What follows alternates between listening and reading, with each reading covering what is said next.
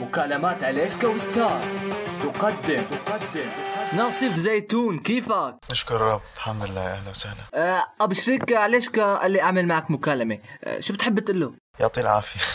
شو بدي اقول له؟ يعني ما بتحب تقلي شيء؟ انا هلا معتبرها مسحه او مسحه ثقيله يعني، بس انه قطعت. هلا شغلة المكالمة شو معتبره انت؟ هذا الشغل هذا يعتبر شغل شخصي خلينا نقول، او شغل خاص.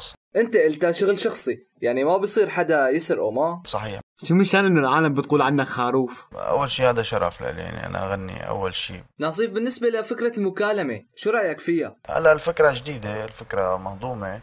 ليش؟ تقولي هو حلوه الفكره انه جديده ببساطتها. ايش ريك؟ بتحب تقدم شكر لحدا؟ بشكر كل محب، بشكر كل حدا اتصل ودق وبتصل يعني وحتى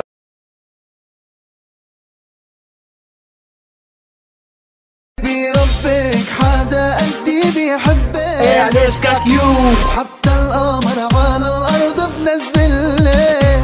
شو حتى القمر على الارض بنزلك؟ نزار قباني ما عمله يا زلمه. على اي اساس ممكن اني فرط فيكي؟ انا بقلك شفت عم تحكي مع احمد مأمون لحمول. تجاوزت حدودك بقلبي، تجاوزت حدودك. والله من وين حدودك؟ من العراق لتركيا ولا من افريقيا لهولندا؟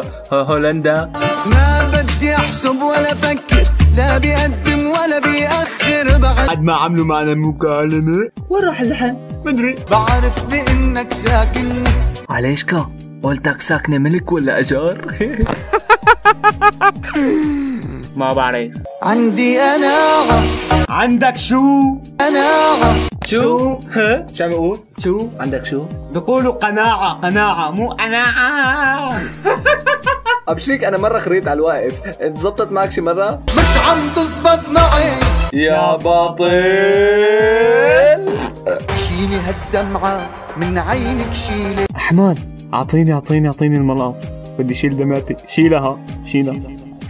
واللي بكيكي تاني مرة وليلي. شو بدها تقول لك اذا بكاها حدا تاني مرة؟ يعني بلكي ابوها بكاها، شو بده يطلع بايدك؟ تضرب ابوها؟ شو هالسيرة هي؟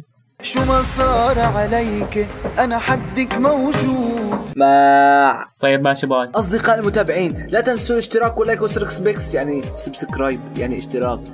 وهالشغلات العطلة هي. ومع مين بتحبوا نعمل المكالمة الجاي؟ حطوها بتعليق، تمام؟ واكثر التعليقات اللي بتاخذ على اكثر مطرب ان كان طرب ولا راب نعمل مع مكالمة. شكرا.